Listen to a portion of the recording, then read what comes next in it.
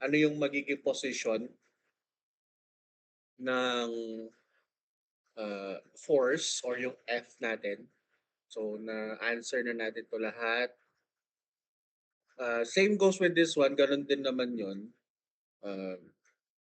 Yung right hand rule wherein meron sa thumb, meron sa pointing finger, meron sa middle finger, and it goes hand in hand with each other.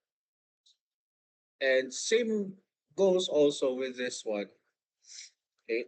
One thing to point out here is letter C, wherein the B force is, or the B, or the magnetic field is opposing the velocity of the particle.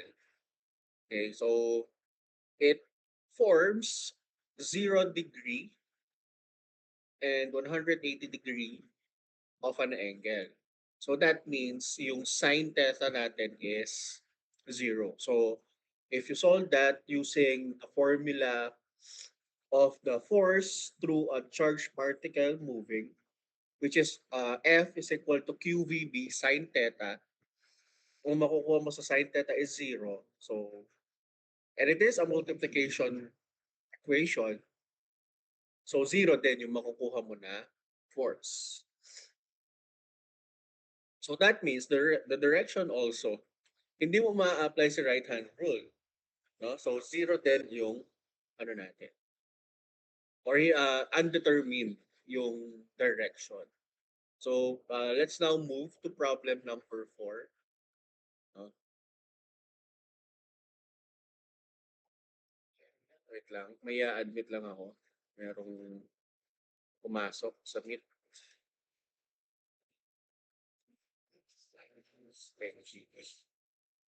Okay, so meron pa. Sorry. Oo. Ba, Santos ulit. 37. So meron pang hindi pumapasok. Kaya mo sa alahan nyo. At least kayo nandito kayo for our discussion. No? So again, punta tayo kay problem number 4. Hayaan nyo mo, sorry.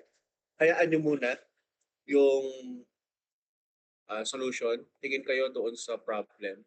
Ang sabi niya, a proton travels with a speed of 3 times 10 raised to positive 6 meter per second. So that is 3 megameter per second. And at an angle of 37 degrees with a direction of a magnetic field of 0.3 Tesla in the positive Y direction. So for letter A, sabi niya, what are, letter A, the magnitude of the magnetic force on the proton and the proton's acceleration. So this is a force through a charged particle. So ang formula kasi na QVB sine theta, ginagamit siya for charged particle. Okay, kung meron kang isang particle, a proton, an electron, and an undefined charged particle, yung formula na yun yung gagamitin mo, yung QVB sine theta, which is equal to the force. Now, ano yung Q natin dito? Q natin dito, or the charge of a particle in coulomb, is yung proton. And as we know, proton and electron has the same charge, but the other one is negative, which is the 1.6 times 10 raised to negative 19 coulomb. Ay, sorry. Ayan, yung given natin dyan, no? So, yun. Which is positive kasi nga proton siya. And then, our velocity, given velocity is 3 times 10 raised to 6 meter per second. Our given magnetic flux density or magnetic field density is 0.3 Tesla. And yung angle natin is 37 degrees. So in this case, wag nyo nang i-convert yung angle into its equivalent radian, no? Degrees naman yung hinahanap natin dyan. So, if we want to solve that, multiply lang natin lahat. So, 1.6 times 10 raised to negative 19 coulomb, 3 times 10 raised to 6 meter per second multiplied by 0.3 Tesla and also multiplied by sine 37 degrees. So, ang force natin doon sa proton is 8.7 times 10 raised to negative 14 Newton.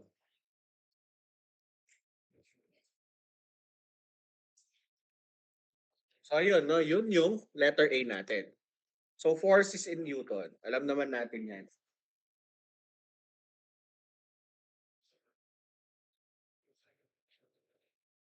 Yan, no? So, next, for letter B daw, sabi niya, what is the acceleration of the proton? And as we know, meron tayong formula for acceleration using the second law of motion, which is force is equal to mass multiplied by its acceleration. So if we manipulate that formula, this one, yung makukuha natin. Acceleration is equal to force all over its mass. So 8.7 times 10 raised to negative 14 Newton. And again, as we know, merong mass yung proton at saka yung electron. Okay, so ito yung mass ng proton. So it accumulates 5.2 times 10 raised to negative 11 meter per second squared. So, pa-double check na lang itong mga ano, no, masyadong malabo, sorry. Kasi ang hirap tumingin ng mga ano, ng mga problems with magnetism. So, at eto nakuha ko to sa net. So yun, yun yung acceleration natin for problem number. Okay? So that is problem number 4 and it involves two formulas. Letter A is a force through a charged particle moving. And then for letter B is Newton's second law of motion. Okay, so magagamit pa din yung formula ni Newton's second. Lindsay, pa-screenshot ako no, ng lesson natin. Medyo ano yung laptop ko kapag nag-screenshot ako. Thank you. Next, problem number 5 tayo ngayon. Sabi niya, proton moves perpendicularly to a uniform magnetic field B at 1 times 10 raised to second meter per second and experiences an acceleration of 2 times 10 raised to 13 meter per second squared in the positive x direction when its velocity is in positive z direction. Determine the magnitude and the direction of the field. So, ano yung mga given natin? Meron tayong given na velocity, which is 1 times 10 raised to positive 7 meter per second. We also have an acceleration of 2 times 10 raised to 13 meter per second squared. We have the direction of the acceleration, positive x, and the direction of the velocity, which is positive z. So for letter A, sabi niya, determine the magnitude and the direction of the field. So, again, meron tayong dalawang formula na gagamitin dito to get the B or the magnetic field intensity or yung Tesla, no? So ang ginamit niya diyan, minanipulate niya yung both uh, the formula of force which is QVB sine theta. Kaso kasi bakit ang ginamit niya force is equal to QVB lang kasi you have the word perpendicular. Yun lang natin. Right. Yan, meron kang word na perpendicular. So, in that case, ang gagamitin mo na formula is yung F is equal to QVB. Okay? So, manipulating that formula, B is equal to F over QV, wherein F is mass multiplied by acceleration through the second law of motion. No? So, i-ano natin yung mga values natin. We have the mass of the proton, which is yung 1.67 times 10 raised to negative 20 kilograms. And then, we have the acceleration, which is yung given natin, 2 times 10 raised to 13 meter per second squared. And we also have the charge of the proton, which is yung 1.6. And the velocity, which is given, which gives us 0.021 Tesla. Pansinin nyo, maliliit talaga yung mga yung mga given natin na B field, yung mga in terms of Tesla. Kasi ang malaki dyan yung Gauss, which is yung um, diniscuss ko last week ba? Last 2 weeks. Basta yung diniscuss ko online din. No? So, yun yung malaki. Again, etong proton na to, ay, etong proton, dito galing to, and then dito galing to. Okay? So, ito pala, sorry. Yan. Okay? So, galing kay proton, yung 1.67 at saka yung 1.67. Okay, so that is for letter A. For letter B, uh, it uses right-hand rule. So, if you use right-hand rule, ang makukuha mo na direction ng B force is yung negative y direction. So, yung isa nasa positive x, yung isa nasa positive z. So, yung direction ng B force natin is in negative y. That is using the right hand rule. Ang hirap mag right hand rule kasi sa ano. Kaya, binigyan ko kayo ng maraming example for the right hand rule para mas mag-gets nyo siya. Okay, so that is problem number 5. So problem number, ulitin natin yung mga ginamit natin na formula for the problem number 5. We have the force through a moving charge particle kasi nga, ang example natin is in proton. Kaya yung ginamit natin na formula is yung F is equal to QVB sine theta.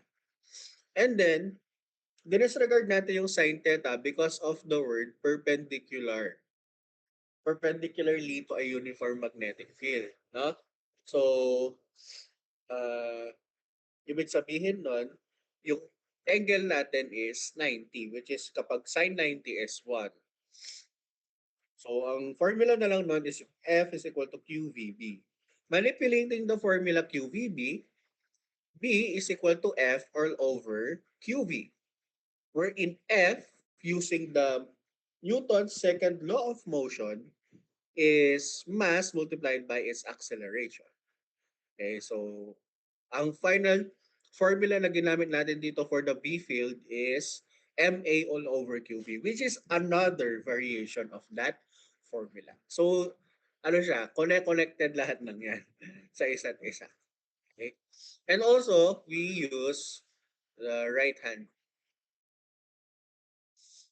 Okay? Next, problem number 6. So, for problem number 6, sabi niya, the current 15 amperes is directed along the positive x-axis and perpendicularly to a magnetic field. The conductor experienced a magnetic force per unit length of 2.12 Newton per meter in the negative y direction. Calculate the magnitude and the direction of the magnetic field in the region through which the current passes. So ano yung mga given natin dito? Meron tayong given na 15 amperes, that is current. We also have force and length. No? Force and length yan. Bakit? Bakit yan naging force and length, sir? 0.12 Newton is a force, per meter is the length. So if we want to tayo. If you want to uh, transform that, ang ano niyan nito is force, ay, nawal direct in tube. Ay, hindi na drawing eh. Yan, text na lang, sige. Bali, ang magiging ano niyan is force per unit.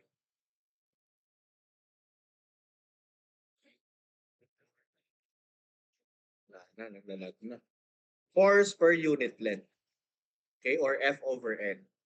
So, magigess nyo din yan, bakit in-explain ko siya individually. Kasi baka malito kayo dun sa formula na lilitaw mamaya. Okay? And then, ano pa yung mga given natin? Wala na. No? So, meron tayong current, meron tayong force, meron tayong length. Now, another thing na kailangan nating makita dyan, again, is the word, perpendicular. Okay, is the word perpendicular. Kasi it gives us an idea na hindi nag-e-exist. I mean, nag-e-exist yung angle, pero pwedeng tanggalin sa formula yung sine theta. Okay? So as we know, kapag ang example natin is a current carrying conductor, no? Sir, bakit mo nalaman na current carrying conductor yan? Current, and then meron na tayong conductor. Yan, meron na tayong current, meron na tayong conductor.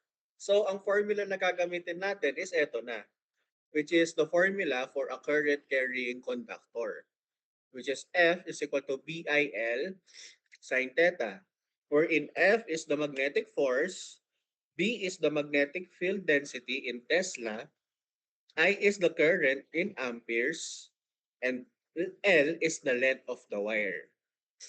Okay, and the theta is the angle between the current and the B field. Ayan. So, ay. So, ang kulang natin is yung B, which is the B field. Kasi sabi niya, calculate the magnitude and the direction of the magnetic field. So, ang kulang natin is yung B. So manipulating the formula, no? Ang makukuha natin dapat diyan is so F all over IL sine theta. 'Di ba ganun dapat 'yon?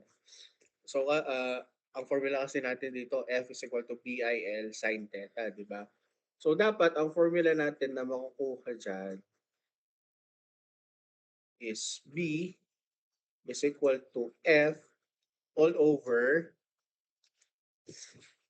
IL sine theta. Ganyan dapat siya. Kaso ang ginawa niya kasi, in-isolate niya yung L para mapunta sa numerator. Kasi ang given natin is F over L, as I've said earlier. Ngayon, sir, pwede bang gawin dyan? Ilagay na lang namin sa baba yung L, tapos ang lagay na lang namin is 1. Kasi nga, 0.12 Newton per 1 meter siya. Pwede naman. Pwede naman siyang ganun. Kumbaga, ang makukuha mong value is the same. So, nasa sa inyo kung ano yung technique na gagamitin nyo or the way on how we solve. Pero it accumulates the same, the same answer. Okay, which is 8 times 10 raised to negative 3 Tesla. So, sabi mo, yung angle di naman importante dyan. Sin 90 ba din naman yan eh. So, kung isosolve mo siya, 1 pa din naman. Okay, so, yun nga. That is the reason bakit na-explain ko kanina yung F over L. Kasi nga, dito sa equation na ginamit niya dito, in-isolate. Okay, nakakasunod, pahingi naman ako ng thumbs up.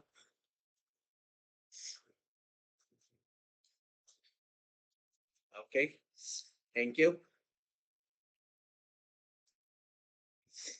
So, again, applying the right-hand rule, will give us a B field in the positive Z direction. So problem number 7 tayo. A wire carries a steady current of 2.4 amperes. A straight section of wire is 0.75 meters long and lies along the x-axis with a uniform magnetic field of magnitude 1.6 Tesla in the positive Z direction. If the current is in the positive X direction, what is the magnetic force on the section of the wire? So, ano yung mga given natin? We have a current of 2.4 amperes. We have a length of 0.75 meters. Meron tayong B field na 1.6 Tesla. No? Ang hinahanap niya is the magnetic force. Okay? Or yung F. Yun yung hinahanap niya. So, anong problem to? So, meron tayong wire, meron tayong current. So, ang formula nun is yung BIL sine theta, which is our formula for current carrying conductor. Okay, so, yun yung gagamitin natin na formula. Diretso lang siya. Diretso lang. So, F is equal to BIL sine theta, 1.6 Tesla, 2.4 amperes, 0.75 meters, and sine 90 because uh, x-axis yung isa, tapos yung isa, positive z, tapos yung isa, positive x direction. So, it gives us an angle of 90 degrees. So, 2.88 newtons. Next, problem 8. The same uh, topic, no? So, we have a wire that carries a current of 10 amperes. In this case, hindi na 90 degrees yung angle natin. Meron na siyang given, which is 30 degrees. And we also have B field or magnetic field strength of 0.3 Tesla. And a length of 5 meters. So, yan, 5 meters length. Yan. So, diretsong formula lang. 0.3 Tesla times 10 amperes times 5 meters times sine 30 gives us 7.5 newtons. Guys, wag kayong magpalito dito sa dalawa, no? Yung magnetic force at saka yung magnetic field strength. Or minsan, ang tawag sa kanya, magnetic flux density. Okay? Nasa word naman eh. Yung isa force, yung isa strength. No? Kapag Tesla, strength. Kapag Newton, force. Okay, baka kasi malito kayo dyan. Okay. Next, problem number 9. Nako, same lang din to eh. Ay, meron tayong inano dyan. Bagong ginamit. So, we have a wire with a mass per unit length of ibig sabihin sasabay na. Mass per unit length ibig sabihin that is mass over length. Katulad nung kanina, yung kanina force per unit length naman. So ngayon mass per length. Okay? So next is place. Highlight muna natin 'yan.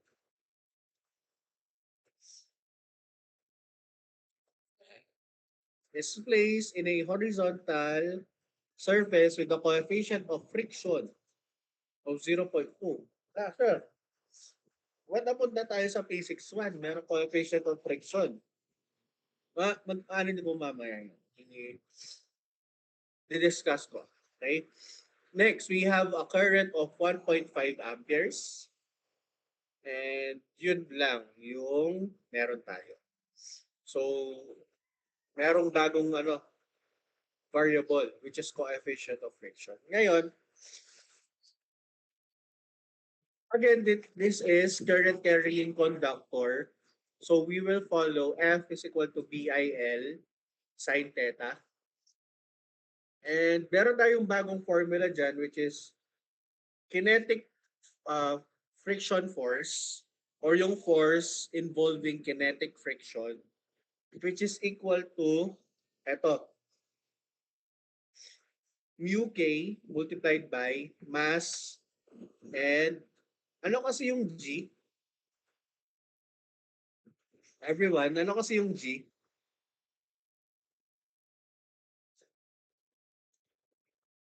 Pa-type sa chat box. Tingnan ko nga kung tama yung intindi nyo sa G. Yan, tama. G is not gravity, no? Pakitandaan natin yon na hindi gravity ang G. Letter G is acceleration due to gravity. Okay? Minsan kasi shortcut nila yan. Pero at least alam natin ano yung totoong meaning niya, which is acceleration due to gravity.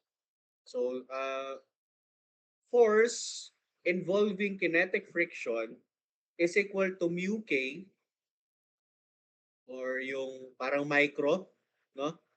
Mu k, sorry,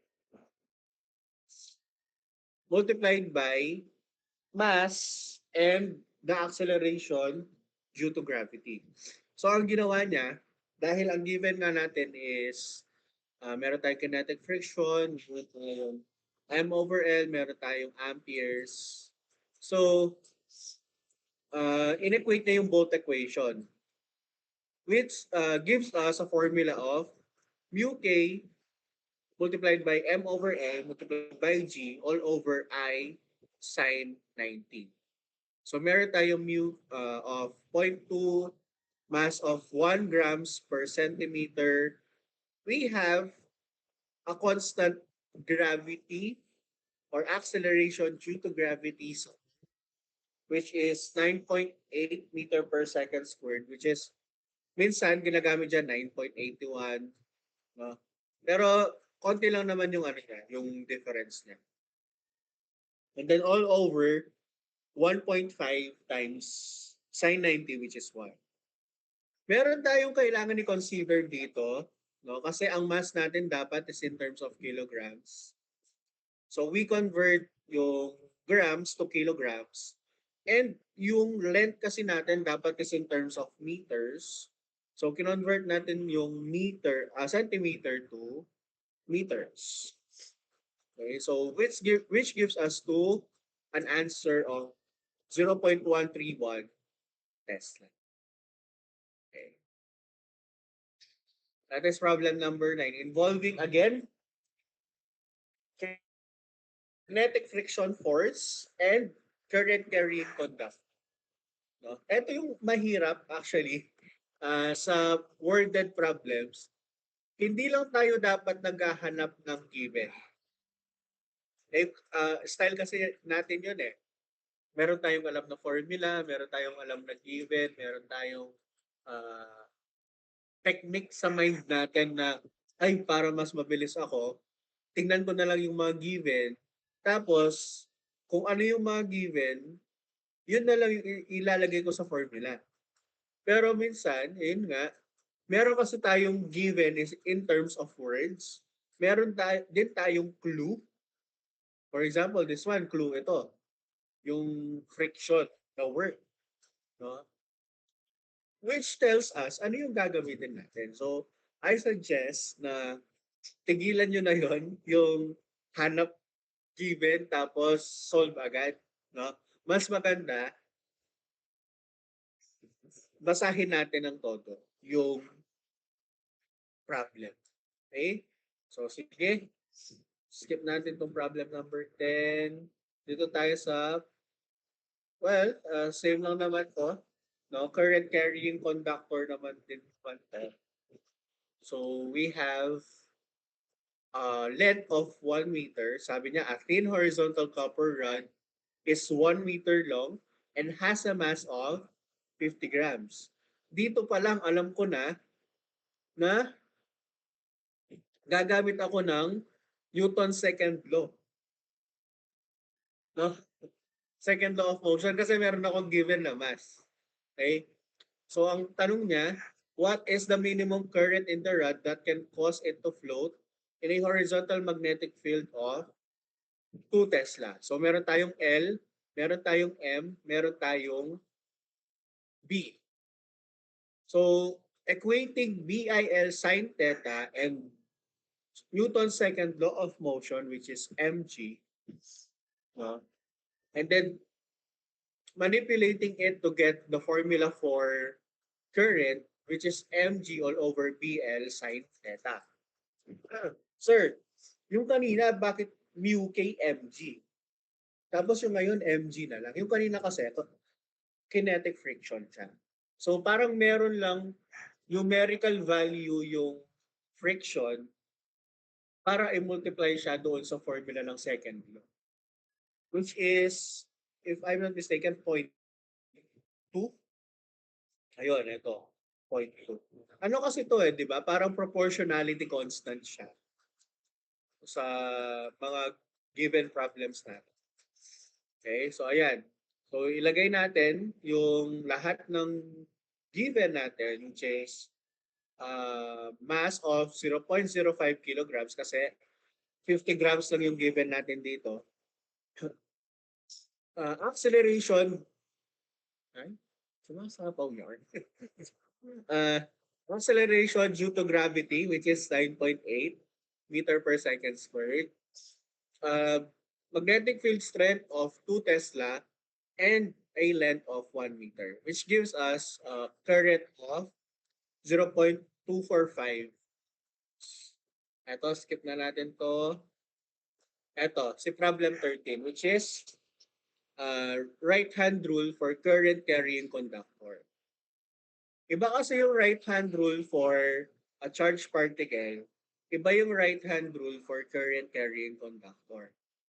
Ang right-hand rule for current carrying conductor, search lang ako, no? Right-hand rule for current carrying conductor.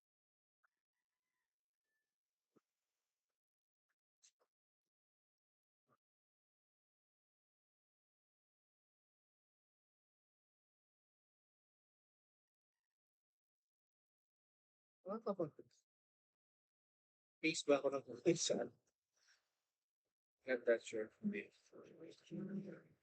Stop sharing ko pa. Wala. Para makita natin yung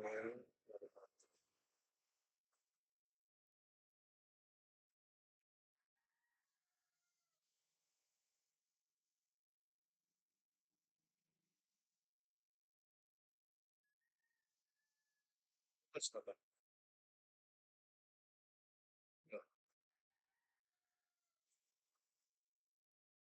Kita na ba yung ano? Okay na ba? Kita na. Okay. So ayan, ito yung right-hand rule for current carrying conductor. Ito kasi is right-hand rule to for a charged particle.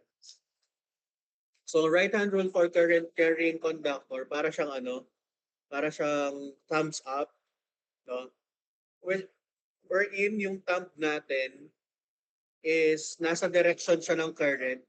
And then yung B field kasi natin sa current carrying conductor, circular. So, nagpa-follow siya doon sa direction ng B field. So, dalawang factor lang siya. Hindi katulad nung nung ibang right-hand rule, which is eto nga, na tatlo yung pina-follow natin. Dito dalawa lang. So, balik tayo doon sa kanina.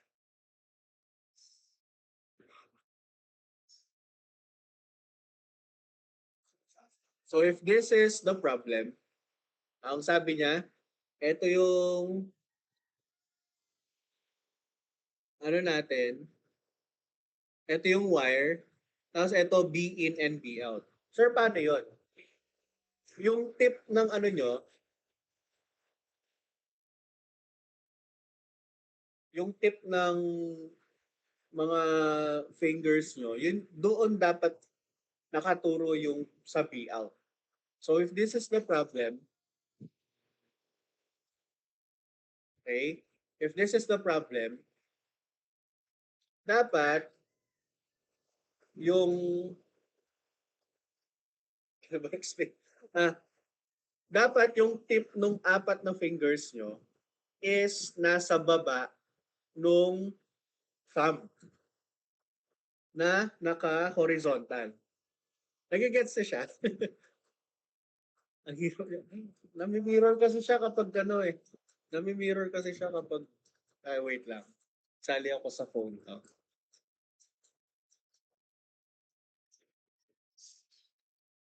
May sasali akong account tapos paki ano siya, no? Paki tignan.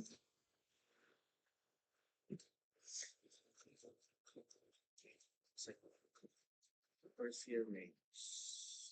Tapos, hotel.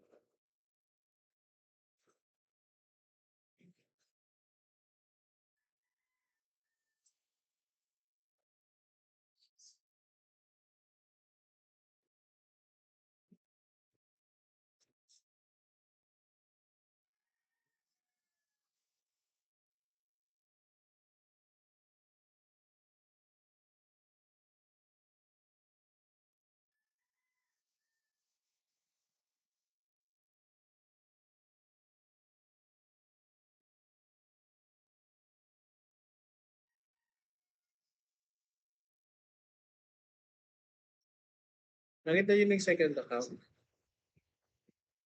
Thumbs up naman. On my camera. Oops. Pro camera.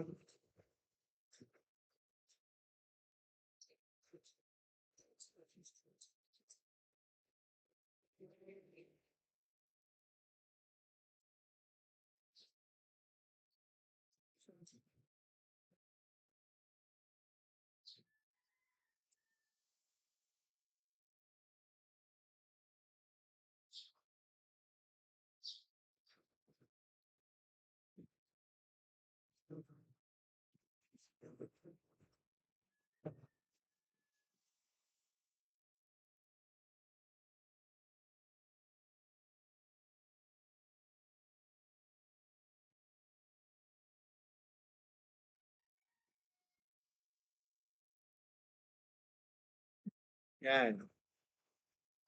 Okay, so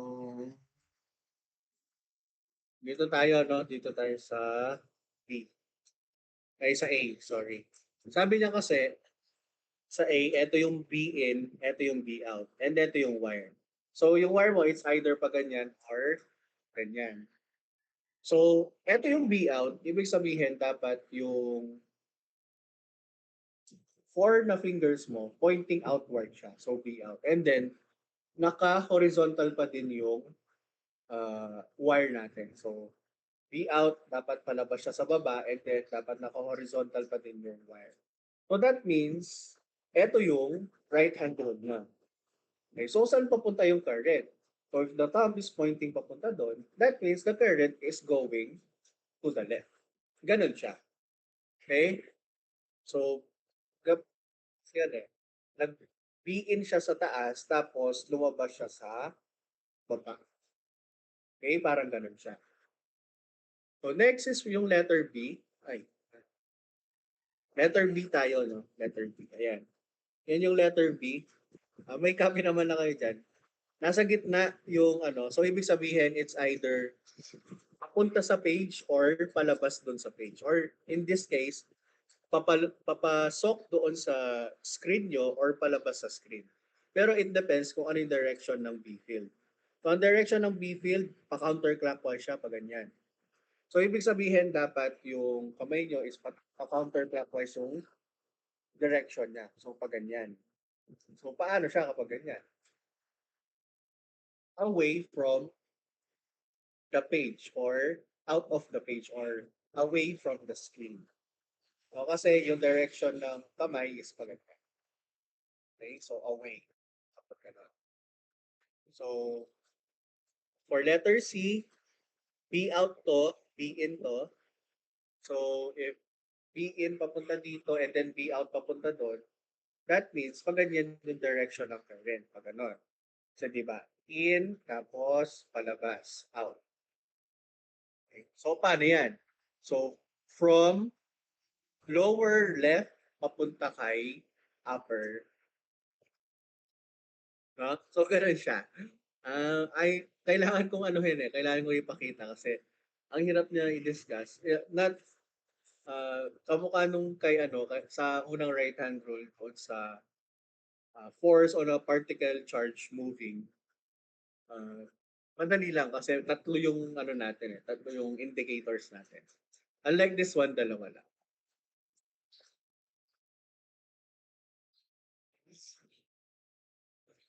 So, ayun. Nag-gets naman siya, guys. Kuha naman. Wala, dalawa lang. Ayun, tumami na. So, ayun siya. So, i-ano natin. Show na natin yung nire-discuss natin.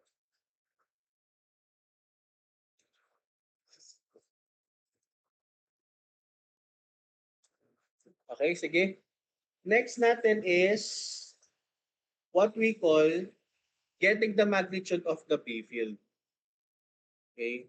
Meron kasi tayong formula dyan which is eto, mu OI all over 2 pi r. Wherein mu O is the permeability of free space which is equal to 4 pi times 10 raised to negative 7 Tesla meter per ampere. Constant yan. Lagi siyang ganyan. So that means hindi nyo siya makikita sa mga formula. Okay? So again, magnitude of magnetic field formula is mu OI all over 2 pi r. Kapag ganyan, hindi yan micro, no? Baka kasi nasanay kayo doon sa microampere, micrometer. Then, kapag science siya, ang sa kanya, mu. Mu. Okay, so basahin na natin yung problem.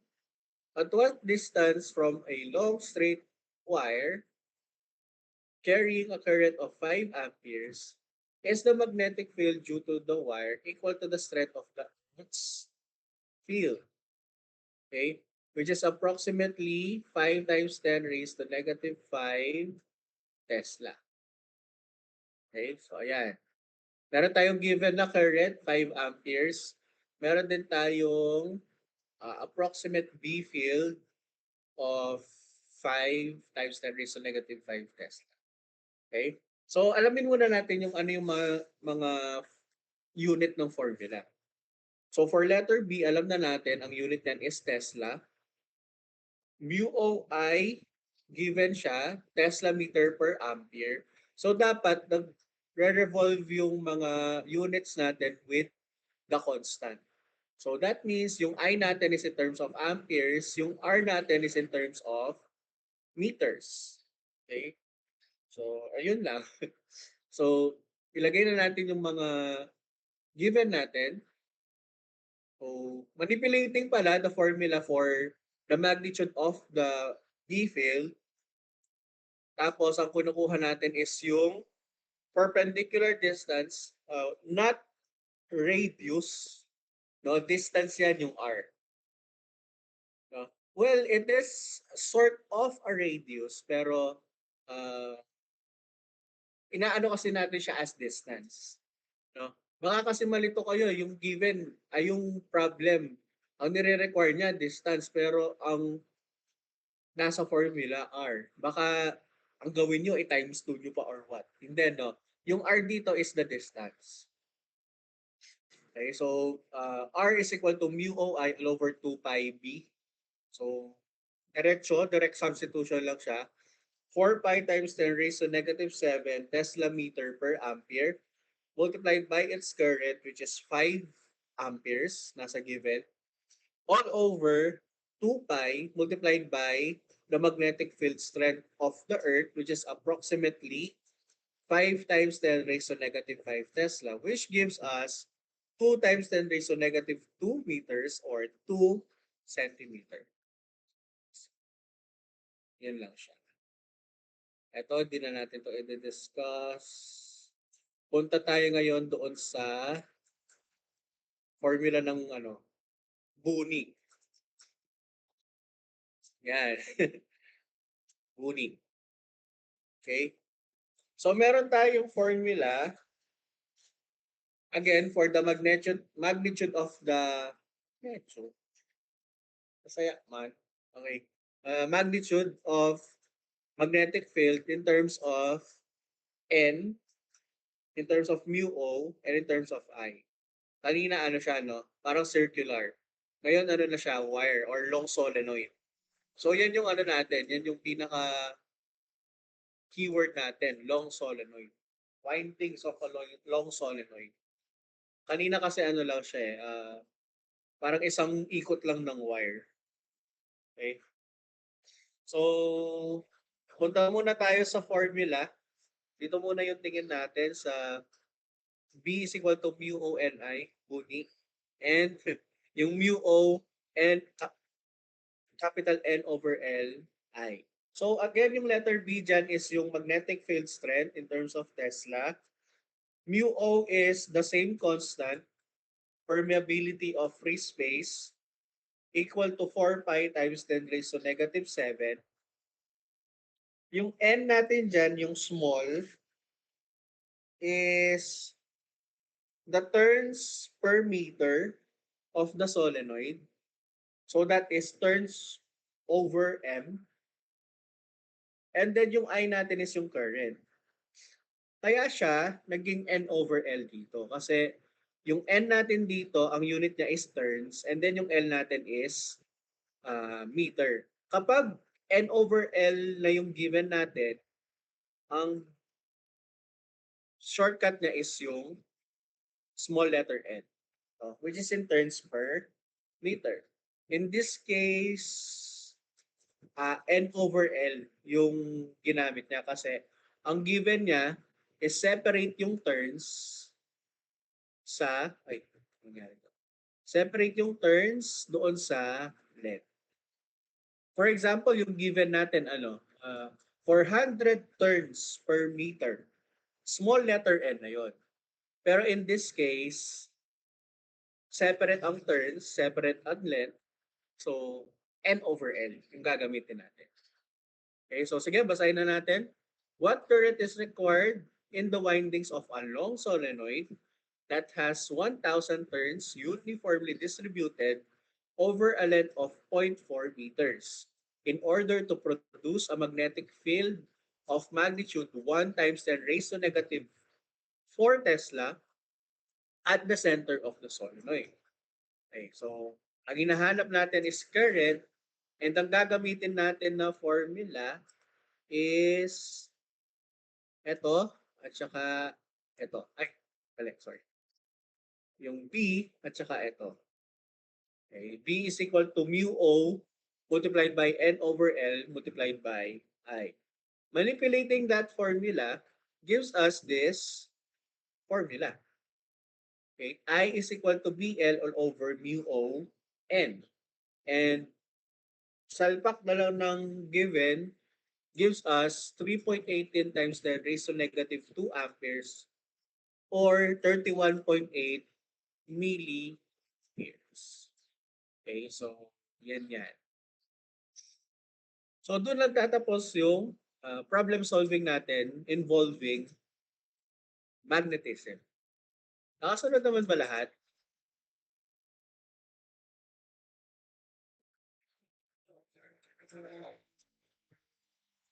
Lindsay, nakapag-screenshot ka ba? Dito ba si Lindsay? Pumasok ba siya? Ay, hindi yata. Ayun, nandun.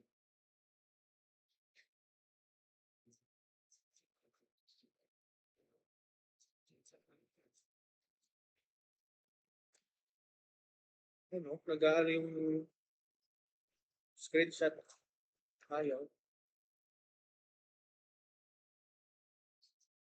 Kaya ko send kay Carl. Kung masasabi. Ayun.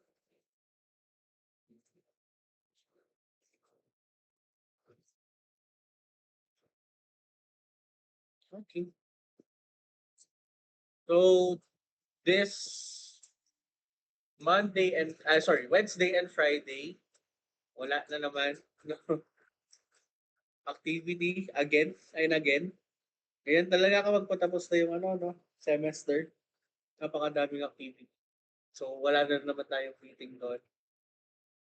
Monday, I'll discuss diretso na tayo sa chapter 5, no, para si chapter 4 kasi ang haba niya. So kung uumpisahan ko pa yung chapter 4, baka hindi na matapos. So diretso tayo kay optics. Minsan kasi may lumalabas sa optics sa sa board exam. Uh, uh, yung objective type siya pero makukuha mo siya through problem solving yung answer. Kaya diretso na tayo. Si naman kasi, si chapter 4, madidiscuss naman ulit kay circuits 2 yan. Di ka mukha ni optics, hindi na madidiscuss ulit sa ibang subjects. Kaya diretso na tayo sa chapter 5. And pagka meet natin on on-site, magko-quiz tayo. No, kasi ang dami na natin na-discuss. Yung objective type ng magnetism, yung solving, tapos yung optics nun. So isang quiz lang. Okay, pa take note ng lahat ng 'yon.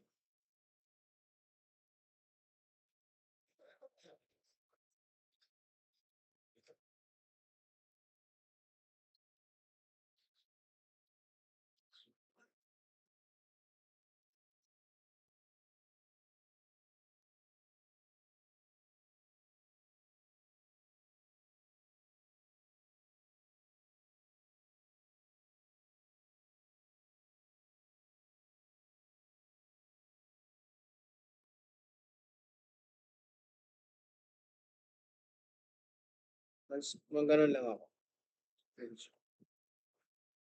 Questions? Wala na?